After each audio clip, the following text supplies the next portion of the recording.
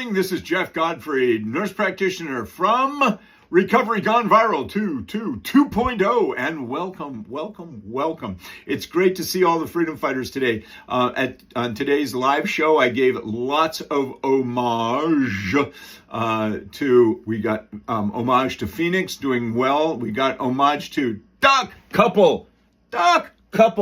They're doing wonderfully well. Huge shout outs to the Duck Couple. And anyway, gonna have some hot water and we'll get started. I've been asked to talk about the limbic system. So let's do a quick rundown of the limbic system, how it affects folks in recovery, how it affects folks with getting healed, getting healthy, with the smile of recovery, the smile of healing, the joy, all right, where all that sits. So let's chat a bit. Let me move the camera here a little bit. Hey, Einstein, how you doing? I am doing so well, yeah. Hello, Jeffrey and all the freedom fighters. It's great to see you all on this show today. All right, so we will be talking about the limbic system, not the huge area right around here where I did E = mc squared. Yeah. All right, so anyway, let's get talking about the limbic system. So we have this amygdala and hippocampus right in here, right? And see where it's situated, where the spinal cord reaches in, where the cerebrum and the cerebellum all situate, but right in here in the center, we've got the optic nerve coming in here, we've got the olfactory nerve, the vagus nerve, the spinal, tympanic nerve sitting right here with the ears, right through there. It's kind of a gatekeeper for what we process. And what we process with the bratty little kid, right, is the 5 F's. Now, I need to give homage to my daughter. 11 years old, she did this artwork. We did it together. I paid her. She's now a commissioned artist, right? She's done several drawings for many of our for our viewers, our freedom fighters, when they answer a question without looking it up on Google, right? And we have a lot of fun, especially Gary Legou for all the jokes you gave us. And Gary, my heart goes out to your family. You lost your battle against pancreatic cancer, and bless you for being such a vital member and a freedom fighter in the Fellowship of Freedom Fighters with Recovery Gone Viral for the 5 years you were with us. Amazing man you are, and I know your family is taking care of Gerger, and I know you're looking down on us. Even though you were a praying fellow, you were a vibing fellow, and you were so vital to help people, and watching you change your attitude about people in recovery. You were absolutely amazing, and you broke stigma. You helped me break stigma. So huge shout out to Gary Legou and Gerger and your family. Anyway, now let's get back to the limbic system, how you used to always ask me about the bratty little kid. Bratty little kid of the limbic system, amygdala, hippocampus, really, in terms of mass, is about the size of this part of your little finger. 3% the size of your, I'm sorry, not 3%. Yeah, 3%. Think about it, 3% can control, oh my Lord, let's really delve into this. 3% controlling the 75% of your intellectual functions, right? The conscious mind, the prefrontal cortex, the frontal lobe, 22% of the subconscious mind and the creative mind, right? Oh my word, 3%, that bratty little kid can control all that? Yes, and you've seen it in Target, that poor woman with her 1-year-old on her hip, pushing the cart loaded with stuff. Kids' clothes, the 3-year-old's clothes, the 1-year-old clothes, the dog food and the cat food, right? Balanced precariously. The diapers, the big giant refrigerator-sized box of a month's supply of diapers, right? Formula, the pallet of formula. She's pushing all this, and you can tell she's trying to get out of the Target, right? And yet, who's leading the charge? The 3-year-old, unerringly turns to the right. As you imagine, you've seen this, right?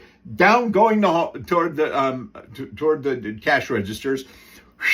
That 3-year-old, of course, that 3-year-old has to go right into the candy aisle. And what do you hear? My Little Pony Pez dispenser. I want.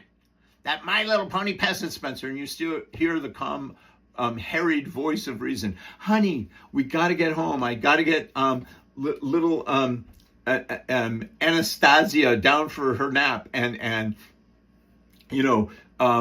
you already have a My Little Pony Pez dispenser.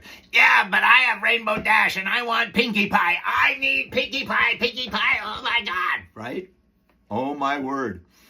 And you hear in the interplay between the adult conscious mom talking with her bright little kid, the little 3-year-old, we can't get it today. And you can start seeing, and if you've ever been one of the witnesses to this in the target, you're going, don't give in. Oh, don't. And what happens?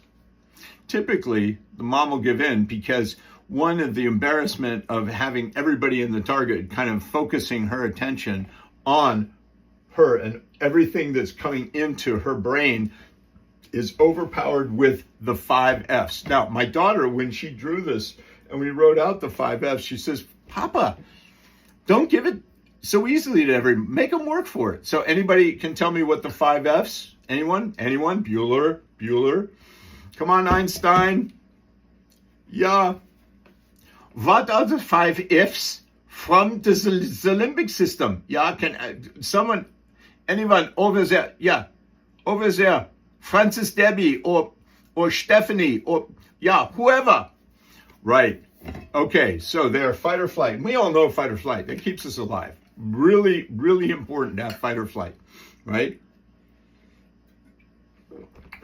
When you're crossing the crosswalk and you have the light and you hear a cart revving, fight or flight gets you to look and figure out where the danger is coming from through hearing and vision, right? And tactile sensations, just that sense. Anyway, that's all well and good, but how about number 3? Freeze. That's what the mom had. The minute she's going toward the cash register to get all her purchases done, and she's overwhelmed. You can tell she's overwhelmed, yet she's doing well. She's working toward it. She's, working her way back to home now right? Okay. And then that one extra bit of input, the 3-year-old turning down the candy aisle and screaming about the My Little Pony Pez dispenser, right? Freeze. And then that also gives into fawning, right? Oh, I'm such a bad mom. What are people going to think? I might as well just give in. And then faulty memory. The coping skills of the faulty memory. The coping skills that worked well when somebody was 8, but they don't look so good when you're 68. Holy moly, right? An 8-year-old coping skill really doesn't look good on a 68-year-old. And so what we do in recovery, we start engaging with medication-assisted treatment, with hot water every morning, building regimens and building foundations of healing and health, right? And then, right here, I'm going to demonstrate the hot water right now as we speak. And then creating that regimen of understanding and getting this to calm that, right? So when the faulty memory starts rearing its ugly head, to be able to think calmly with the tantric breathing techniques that we teach on this show, with the hot water, with the medication-assisted treatment, with journaling, with recognition, with cognitive behavioral therapy, talk therapy, mindfulness training, the We Can modality that I've learned from that wonderful psychologist in Utah. So anyway, this was just a really rudimentary and fun description of how the bratty little kid sits in here with the amygdala and is in charge of fight, flight, great, we love it, freeze, understandable, natural, and understand where the fight or flight gets in with somebody who's overwhelmed, don't know what to do exactly, and then the fawning, I'm so bad, which is another coping skill, right, that excuses and assuages, I love that word, assuage, right, assuages that that being overwhelmed and that kind of guilty conscience. And then the faulty memory, number 5, faulty memories. And the faulty memories, right, are just coping skills that worked when you were 3 and don't look good at all when you're 23. They lead people into areas of seemingly good answers. However, as we get older, they don't quite work so well. All right, so this is Jeff Godfrey from Recovery Gone Viral, keeping the health out for everyone. Please join us on Facebook Live, Tuesdays, Wednesdays, and Thursdays. Also on TikTok, also on YouTube. Can't wait to get this started. And please send in questions on our little website. I'd love to address the best I can and work together. People in recovery need compassion. People in recovery and healing needs to be non-judgmental, no stigma, right? And bipartisan. We need to have everyone join us in recovery, watching people heal. And let's do it with fun. Let's do it with a smile on our lips, a joke, and an uplifting in our hearts. Recovery, Steve Daggett, huge shout out to my good friend Steve Daggett. If you don't walk out of your group therapy or your appointment with your provider, with your therapist, without a smile and a chuckle, perhaps not a chortle, but a chuckle would be just wonderful. You're doing recovery wrong if there's no joy. Right? So let's engage, because the serotonin and the joy will calm down the dopamine and all the norepinephrine and all the substance P and the CGRP and the cortisols, right? All those negative molecules that really drive that little bratty little limbic system. So more questions. If I will read all the emails that come in to me. And here we go, keeping the health out for everybody. This is Jeff Godfrey from Recovery Gone Viral. Talk to you soon. Thanks.